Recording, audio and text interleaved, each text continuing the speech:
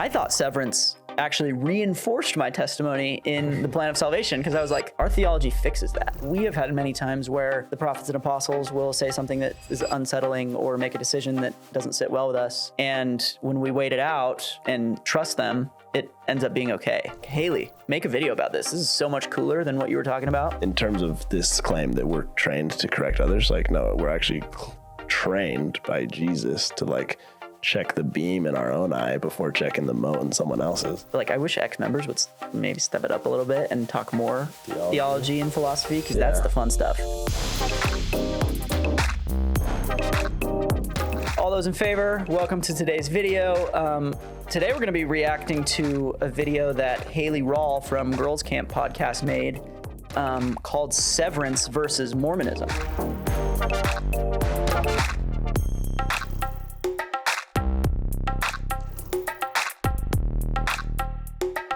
We're Mormons and huge Severance fans, so we thought this would be really fun. Also, we should just throw it out there before we get going. We have no personal beef towards Hayley.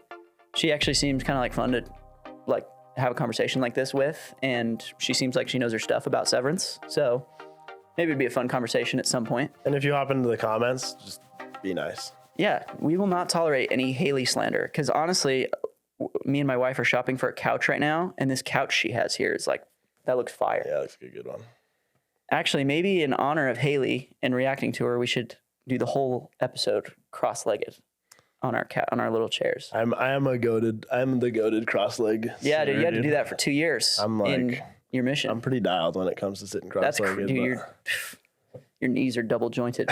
Anyway, so she makes some comparisons between Severance, the TV show on Apple TV, and the Church of Jesus Christ of Latter-day Saints that we're going to break down. Part of the reason I love this show is the undertones of philosophy of mind and ethics that it has within it.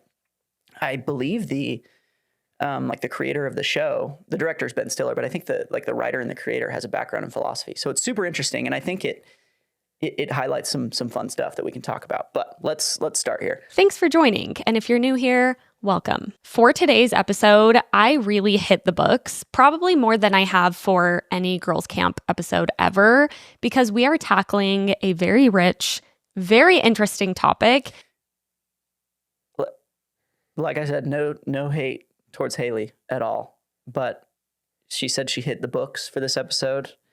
And if you go to her references, it is 2 Reddit threads, a YouTube episode of the Crazy Stupid podcast, a TikTok video, and a Instagram video.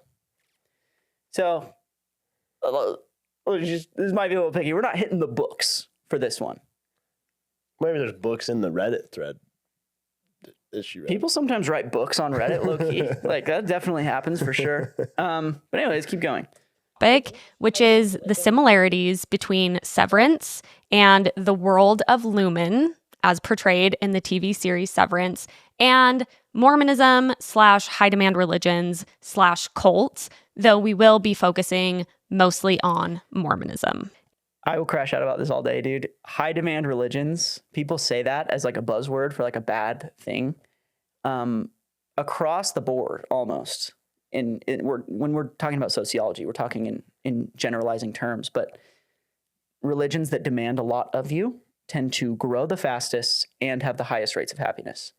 So keep that in mind. Like, just because something is high demand doesn't mean it's bad. And just because a religion is high demand doesn't mean it's bad. Oh, yeah. I just made a reel about this, but everyone should go look into the strict church hypothesis.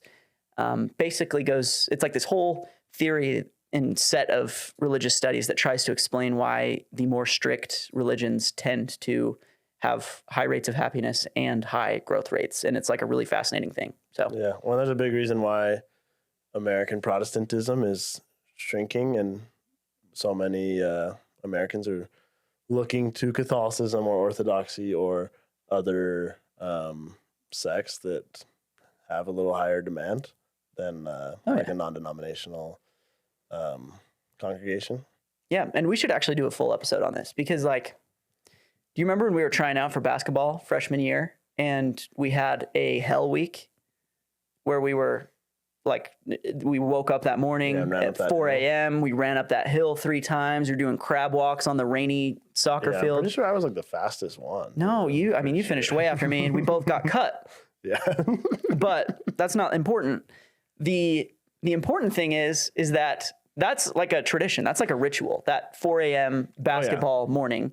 Yeah, and from it is 7th grade. Very high demand. Very high demand. But like, that was one of the best mornings ever. Like, I felt very connected with my teammates. I felt very connected with the tradition and history of the basketball team, even though they didn't feel very connected with me, obviously.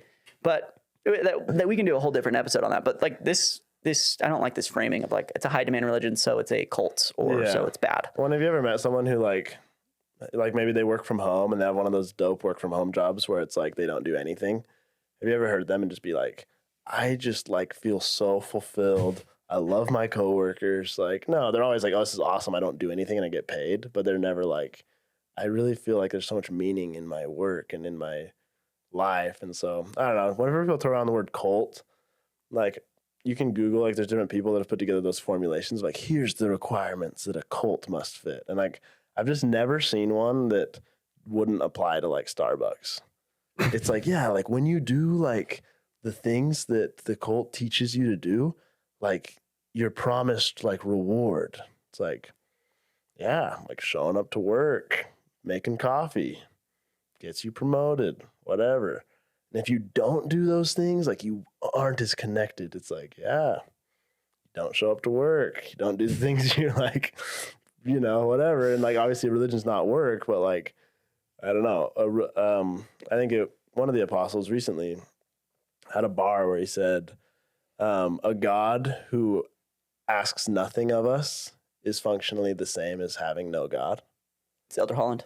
And it's true. I mean, what's the point of having a God if he has no expectations of us? And so I think it's dope and even atheists rock with Jesus coming and being like, hey, here's how you should live. You should be a good person, all these principles. And to be like that in a way, even if it's not super structured, like something like, you know, Sermon on the Mount or whatever, it's still like high demand to ask people to love their neighbor. Like that's a high demand. Oh my gosh, dude. The Sermon on the Mount, which like I've never heard someone say that the Sermon on the Mount is like that they disagree with it. Like that is one of the most, like in my UVU ethics class, which was almost entirely secular. Like from a secular perspective, we're studying ethical theories and systems. We read the Sermon on the Mount. And it's like universally held up as like one of the most important ethical teachings in the history of the world. And it is one of the most high demand moral theories that there is. Like that, it is crazy what Christ is asking us to do. So I don't see any problem with having a high demand religion. Obviously, if it's demanding you like kill people or something, then that's awful. But yeah, we don't do that. I've never done it. Like demands are not good in and of themselves, but demanding people or expecting people to do things that are beneficial for them and society, like I don't see how that's a bad thing.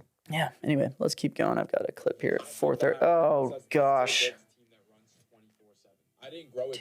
But she has this little paragraph here about severance. She says, Mormonism breeds a severancing of sorts. In the same way we shelf and compartmentalize the confusing beliefs of Mormonism to make sense of the chaos, I believe our bodies are subjected to the same process. We hide, reject, and even pray away parts of ourselves in order to belong to such a homogenous, rule-abiding community. Through this LDS-coded lumen process, our self-awareness becomes deeply compromised. Insert the, quote, I'm sorry for what I said when I was Mormon t-shirts.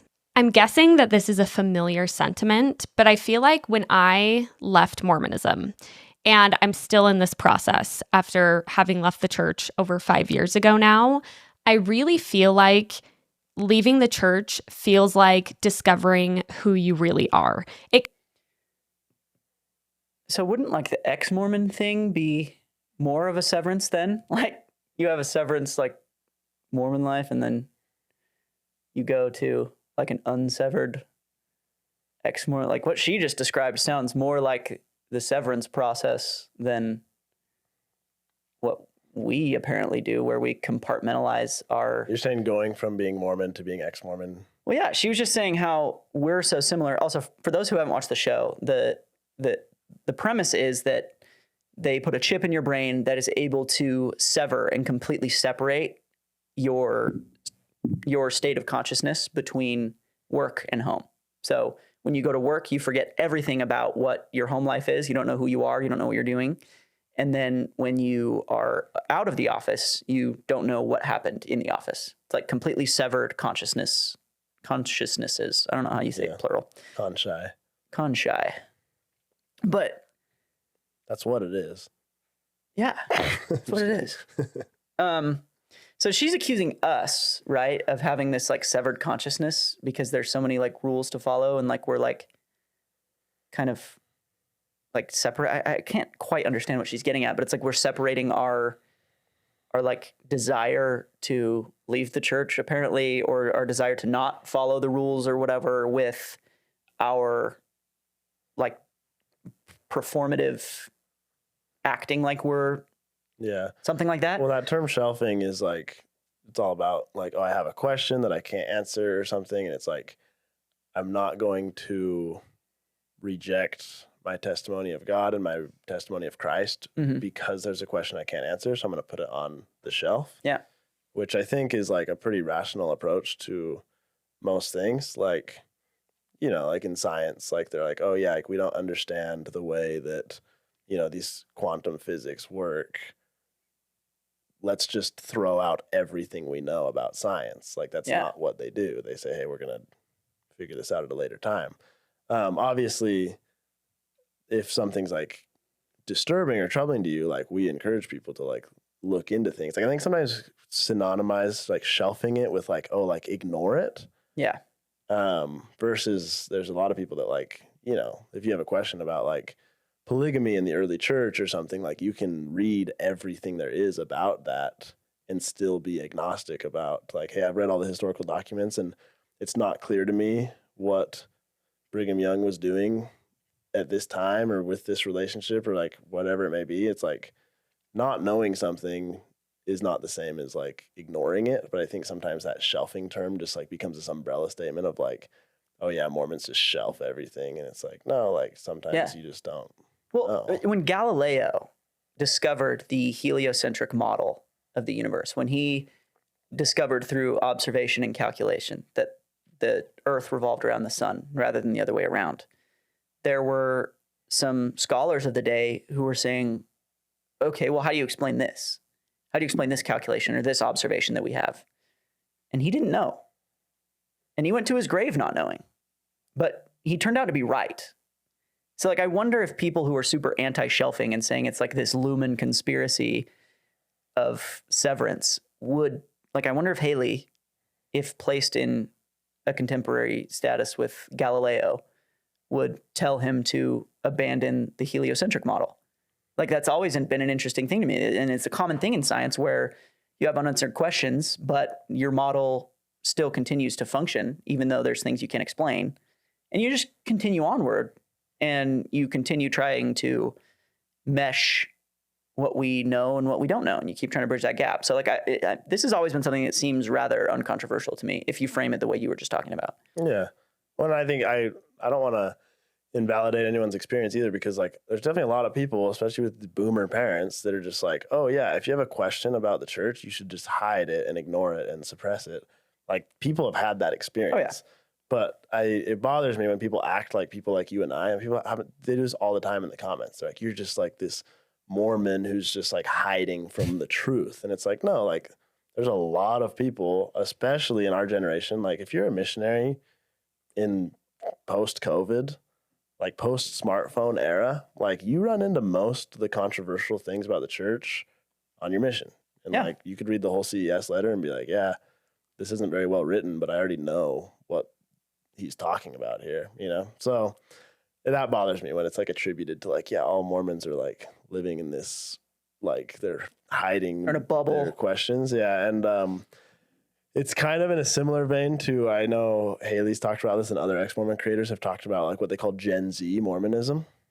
And like one example has been like, they'll see Mormon creators that are like, hey, I drink coffee, but I'm still Mormon. And it's like unfathomable that someone would be like, oh yeah, like I want to drink coffee. I have a hard time understanding how this is commanded by God. So, but I still believe in God.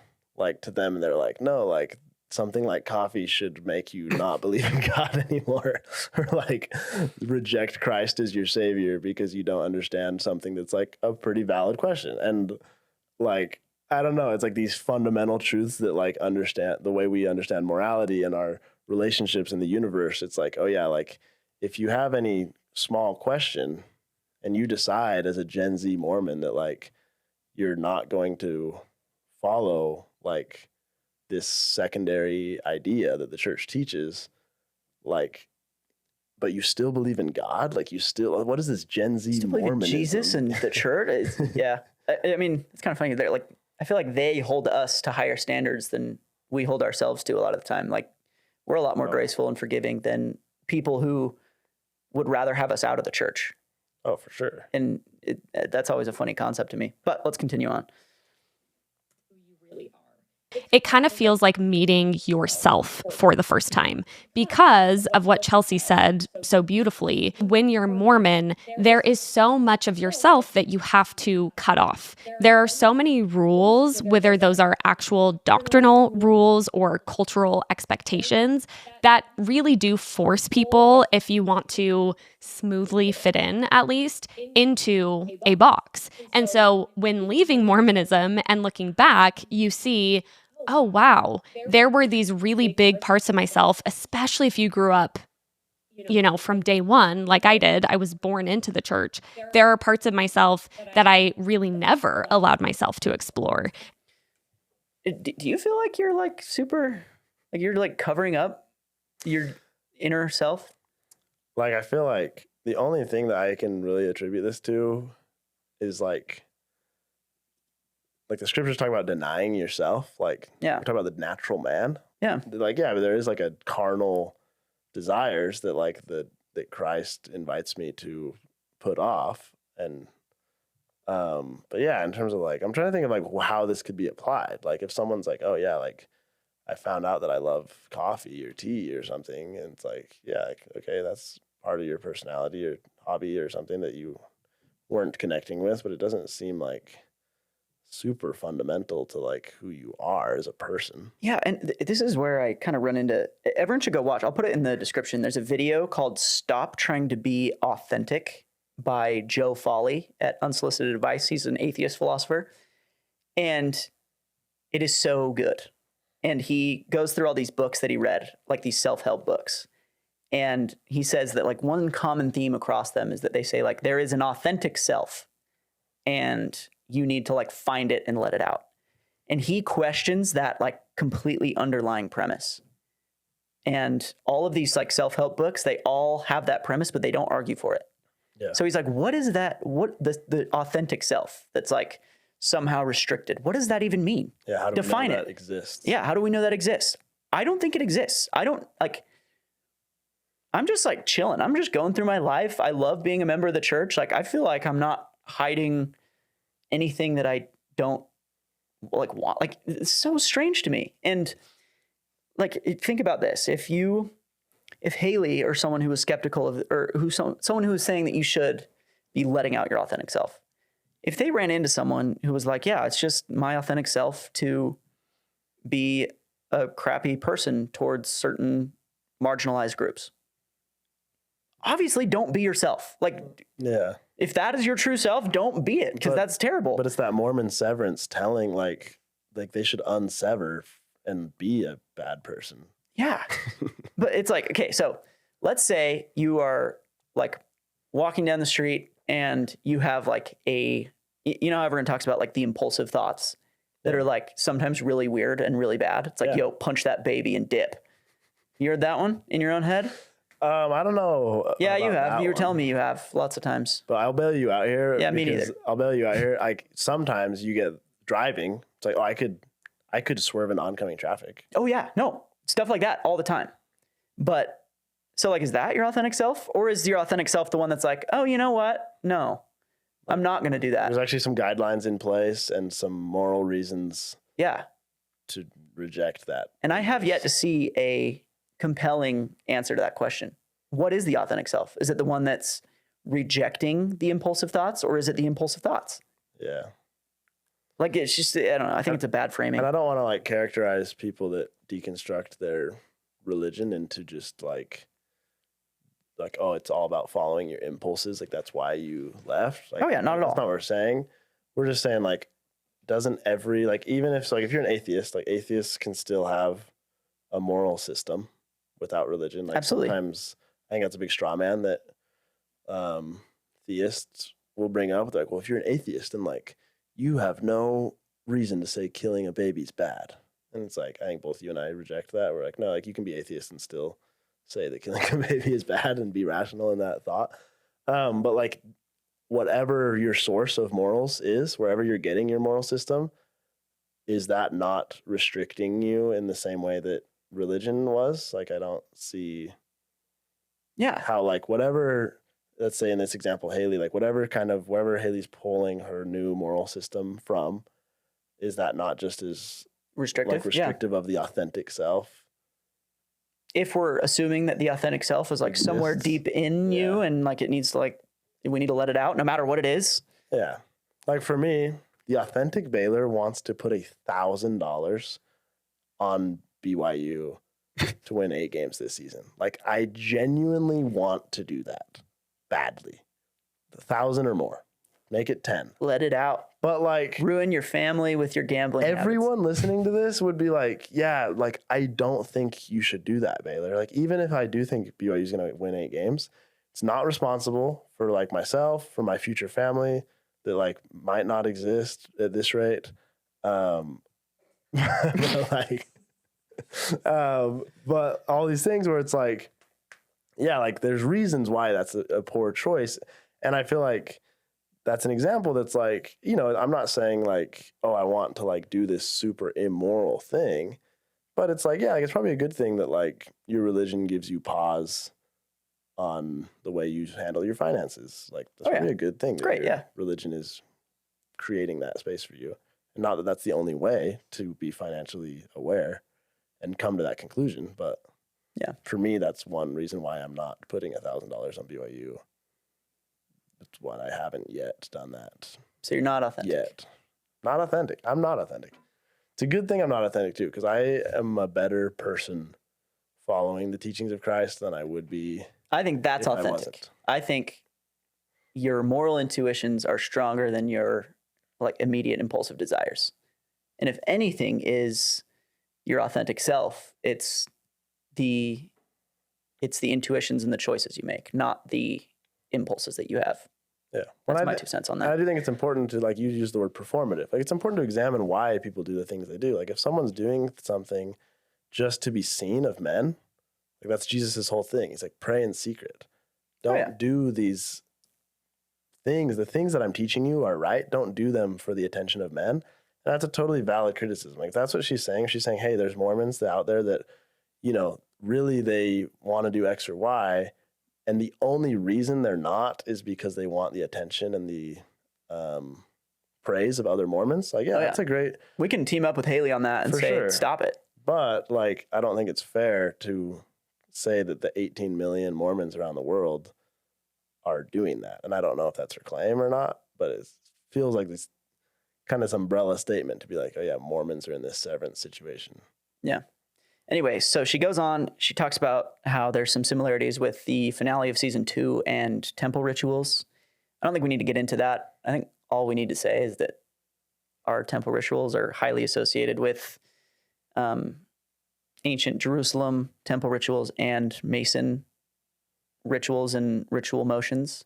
So it's not super surprising that there are some of those elements that end up in a scene like that. But we can talk about that in another episode if we want, because that's fun stuff. Anyway, so now she's going to talk about the idolizing of leaders. Leadership and idolizing leaders. Here's another post from Reddit that I pulled. I know this show is about work-life balance, but as someone who recently left a very strict religion, it hit home for me. I grew up Mormon and went on a mission and everything. There are so many parallels between the way Keir is idolized and quoted in the show and Joseph Smith or Brigham Young in Mormonism. There are whole books of scriptures and rules, just like the handbook at Lumen. Just like Irving quoting Keir to reprimand his coworkers, you are trained to call people out by quoting prophets. Just like how Keir's house is preserved. Were you called or trained to call people out using prophets? No, I think it's so funny because first off, I think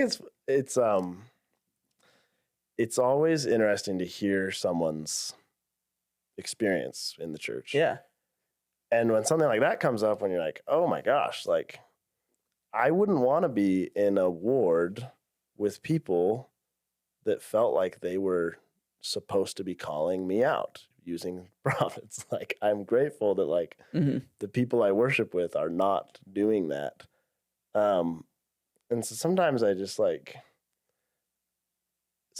surprised there's not a little bit more pause taken when statements like this are made and be like, oh yeah, it's like one of those things where it's like, oh yeah, everyone was doing this, right, guys? And it's like when you made your joke about punching a baby. You're like, dude, everyone's had that thought. And it's like, I'm surprised in a situation like that, people don't take the pause to be like, okay, was this my experience thing, or was this something that we actually, other people are going to relate to? Because like anyone's going to hear that and be like, trained to call people out using the prophets.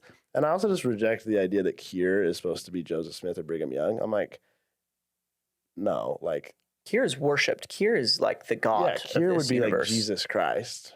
Like to be like, oh yeah, like in the words of. Keir is the boss of Lumen. Just for anyone who hasn't seen the show. Yeah, he's like the founder, like the freaking like there. It is like a theological element, like this book that like he wrote, and so yeah, you could like, especially if you take like a sola scriptura view of scripture, like the way Protestants are like, oh yeah, the Bible says this, like that is what it says. Don't question that, like for sure. But like that's not even a good parallel for us because we don't believe in sola scriptura. We don't believe in scriptural infallibility.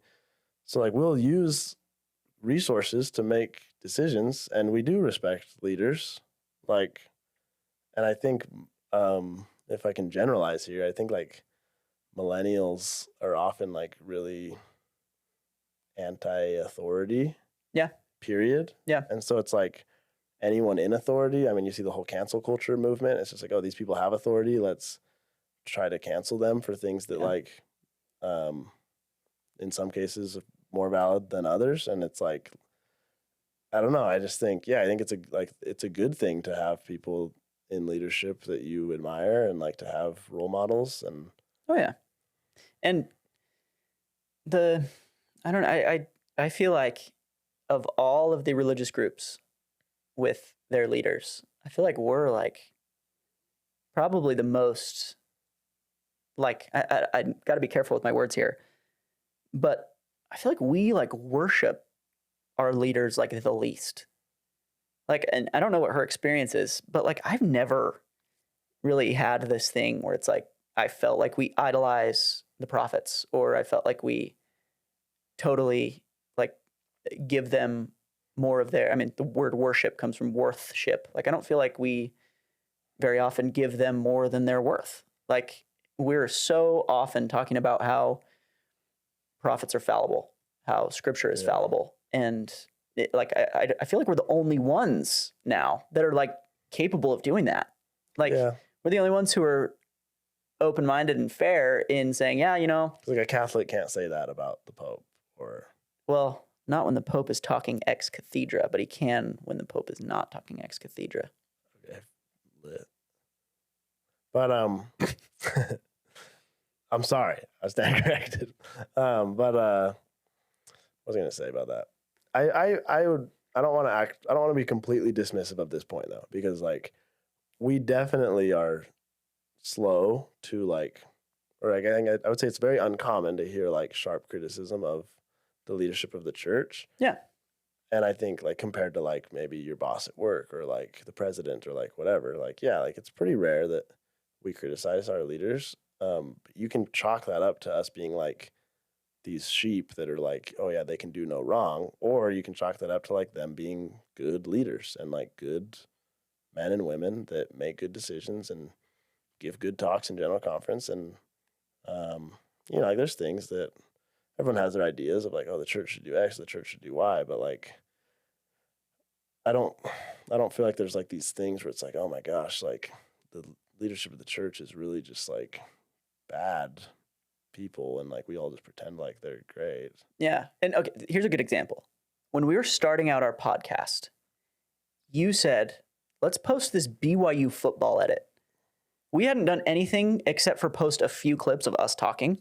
Yeah. And I was like, that's super weird. Like I've never seen another podcast do that. I don't really like it. And like, I could have been like very critical of that idea, but like, since we're friends and I trust you, I said, all right, let's like, he's been right before, let's see what happens. And that video did extremely well and brought a lot of new people to the page. So like, well, now it's kind of part of our brand. Exactly. That, like, yeah. we will occasionally just post something random. Yeah. We'll post betting lines for the general conference talk, or we'll post a BYU edit, or just we'll mix it up. We're not afraid to. We try not to be boxed into our brand, and at the time we didn't know that was going to be part of our brand. But and that's the same. It's the same thing with leaders. Like I am not out here on our show criticizing the movements of the church or the decisions that the church makes, even though at times I have felt a little uneasy about some directions the church has gone. But it's like that same friendship. Like I trust those leaders. I've had religious experiences listening to their words. And so I'm just going to say, all right, I trust your judgment. Let's see how that turns out. And every time in my past where I've sort of been a little bit uneasy about a church decision and I just give them that trust, it's ended up being okay for me. It hasn't really yielded a problem. You look at you and I with our mission experiences of like both of us went on our missions. We both came home. We were both home for over a year, and both of us had the church give us new mission calls. Both of us were, you did. You got a new mission. You put in your papers again. Yeah, it was a new mission call, but it wasn't a new mission. Well, that's what I'm saying. How did you feel when the church sent you back to Lubbock, Texas for the second time? Dude, so pissed. Yeah. And when the church sent me to Indianapolis, apologies to any of my Hoosiers out there, I was not happy. Like I was really bummed. And like both of those decisions that an apostle made for us have proved to be like, I think both of us, I don't want to speak for you here, but I'm confident that you'd agree with me in saying that those have been two of the biggest blessings. Oh, dude, I wouldn't want it any other way. And like, I genuinely for a while thought it was a mistake. I was like, these guys messed up. Yeah, they overlooked this. I'm so upset at them for sending me back to West Texas. Like I was so upset, and it ended up being the best possible outcome for me. Yeah. And that's a great example. So, I mean, just as we're trying to be careful with Hayley's experience and others' experiences, I wish they would be a little bit more careful with ours, if that makes sense. Like we have had many times where the prophets and apostles will say something that is unsettling or make a decision that doesn't sit well with us. And when we wait it out and trust them, it ends up being okay. Yeah. So, I mean, that's why we continue to trust the prophets and apostles. So I would just ask for a little bit of like grace there. Like, okay, it's worked out for them. I understand it. We're not some incredibly unreasonable or irrational people. For sure. And one thing I do want to, one more bow to tie before we move on is going back to her claim about us being trained to correct others with the teachings of prophets. I don't want it to sound like we're saying that Mormons don't do that. Like, that's one great example of this, and like it probably has already happened on this video. Someone watching this has probably already commented and been like, hey, you guys are using the word Mormon a little too liberally. Yeah. You should say the Church of Jesus Christ of Latter-day Saints more often because President Nelson said to. So I'm not saying that like, oh yeah, Mormons never correct each other using the teachings of prophets. Like, no, they do. What we take issue with is being like, oh yeah, all of us were trained to do that. It's like, no, we weren't. Like some people do that. That doesn't mean it's like this like thing that we're taught to do. Like we're taught not to judge. Not that this is, I don't want to apply this to this example because people have different opinions on this, but like in terms of this claim that we're trained to correct others, like no, we're actually trained by Jesus to like check the beam in our own eye before checking the mote in someone else's. Yeah. Let's go on to our last point. doesn't any have a soul that will be judged separately? So that was just kind of fun to think about. Next thought, racism. Shout out to this podcast. It's called the Crazy Stupid Podcast, and they will be in the show notes. I watched this whole video and kind of skimmed through a couple of their other videos on Severance. So good. I loved their commentary, but they delve a lot into the racism that happens at Lumen. Mr. Milchick, the one in charge of the severed floor, he's Black. There's another character who's Black, and there's some really interesting, really heartbreaking moments where we see racism and we see Mr. Milchick kind of trying to reconcile being a Black man in this very, very white organization. I can't speak to that, of course, from my own personal experience, but I know speaking with a number of Black people who left Mormonism that would probably feel quite resonant. I'm not going to get so into that, but please go watch that video in the show notes because it does a really good job of breaking all of that down. I didn't watch that video. Full disclosure, I didn't watch the Stupid Crazy podcast. The Crazy Stupid, what was it? Crazy Stupid, not Stupid Crazy. But we're not a majority white church. I kind of get annoyed a little bit when people characterize us that way, and they kind of like take a snapshot of like Utah County and the church in Utah County. It's like if Hayley grew up in Utah County, she grew up in a majority white county and a majority white church congregation. Yeah. But that's not what we are as a church. So saying the church is majority white and that this is extremely difficult to reconcile with the people who have to grapple with that racist past more than you or I. It doesn't seem to be a key point that the church is like majority white somehow. And like maybe that's a little bit harder if you're a marginalized or minority group living in Utah County, or you're someone that fits that profile living in a majority white area. Yeah. Like that's totally fair. But to paint this broad problem across the worldwide church doesn't seem fair to me. No, not at all. And I mean, to be fair, she doesn't really I don't think she does based off the way she kind of wrapped it up there, but maybe there's other like reason that this would even be a parallel, but like there's not even, basically she's just saying like she's just kind of asking us to admit this, like, hey, like Lumen is racist. And so if a Black person who left the church experienced racism in the church, they would relate to this. It's like, yeah, if someone experienced racism anywhere in anything, they would relate to this part of the show. The show. Yeah. It's like, there's no like, I don't know. And like, there's a lot of, like you mentioned, the majority of our church is not white, and there's a lot of Black members of the church that would not characterize their experience that way in the church whatsoever. So I just don't really see any meat to that claim. It's kind of just asking us to be like, oh yeah, we all know Mormonism's racist, right? And it's like, no, like you can't just like let that. You can't just slide that in there. You got to argue for that. You can't smuggle that into the like premise. How is the racism of Lumen similar to the alleged racism in the Mormon church? Like that's what you have to show. And this is my last thought, and then we can wrap it up. But I really, really wish there was a better conversation to be had here. There was some way more interesting stuff than what she talked about. The severance process reminded me a little bit of the veil that we have between our premortal existence and now. And there's a better argument to be had that our premortal self and our self now is severed. And you could maybe, like, Hayley, make a video about this. This is so much cooler than what you were talking about. Oh, I mean, it's cool, whatever, it's fine. But there's something way cooler in there that you could get to. But there is a key difference. And so you think about these people in the show who, for whatever reason, they're sad or depressed and they want to forget about the real world for a while, so they go get severed and they don't remember their work day for part of it. Like, people say, like, that consent is similar. People may say that consent is similar to what we do in entering into mortality. But there's a key difference, and that's that the consent that we give to enter into this mortal experience involves knowledge of what is going to happen. Yeah. The people on the outside of the office have no idea what goes on inside of the office. So they can't really consent to anything. We, on the other hand, absolutely consent to everything. And then after this workday is over, we exit and we can remember everything about the workday. What's the phrase for when people get Reintegration? reintegrated? Is that what it is? Yeah, reintegration.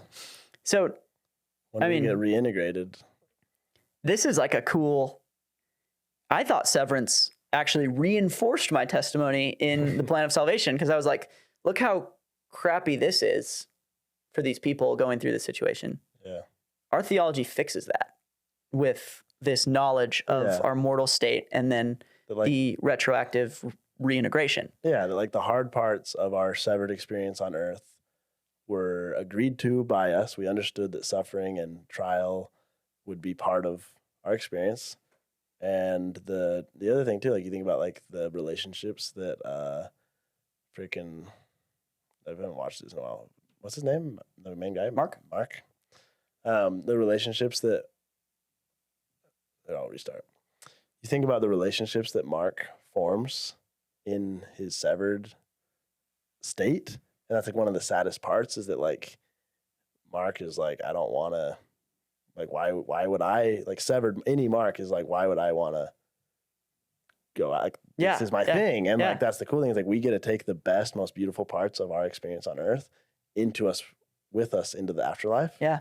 It's not entirely severed. It's a process. It's an ascent. Yeah. It's kind of sick. I know. And so, I mean, I didn't expect anyone to really dig into this because I think as a church, we don't talk about theology and philosophy enough. So our critics, when they leave, they just talk about like cultural issues, history issues, and like lived experience. So, I mean, I wouldn't really expect any creators to talk about this super in depth just because I don't think, and I really wish I wish ex-members would maybe step it up a little bit and talk more theology and philosophy, because that's the fun stuff. But there's a really cool conversation to be had that needs to be progressed. And to be clear, I would say most ex-Mormon creators are atheists.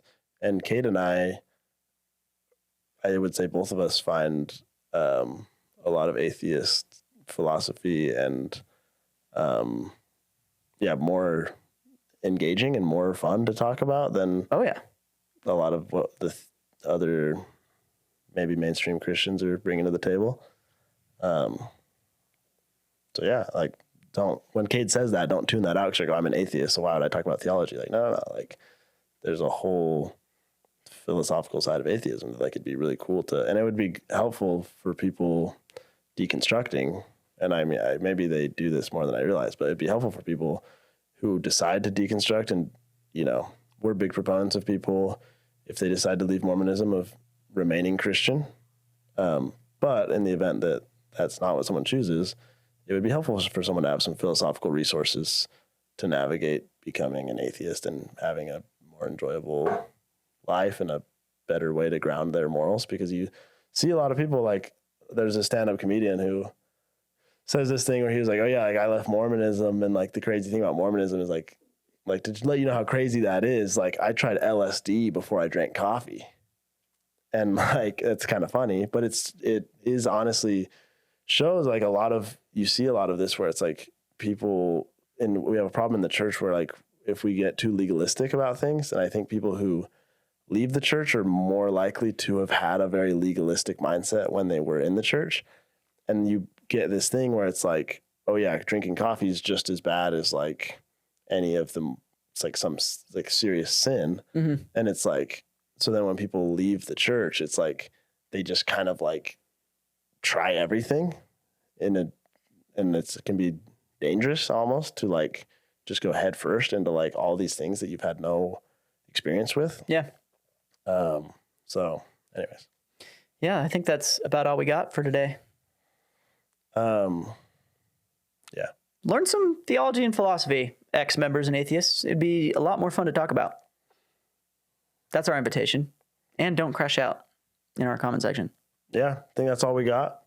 Thanks for watching, guys. Let us know if you like this type of video, talking about maybe less philosophical things and maybe a little more cultural side of things. And again, please, in the comments, be respectful to this creator and don't go to her page and be mean or anything like that. And yeah, we'll see you next time.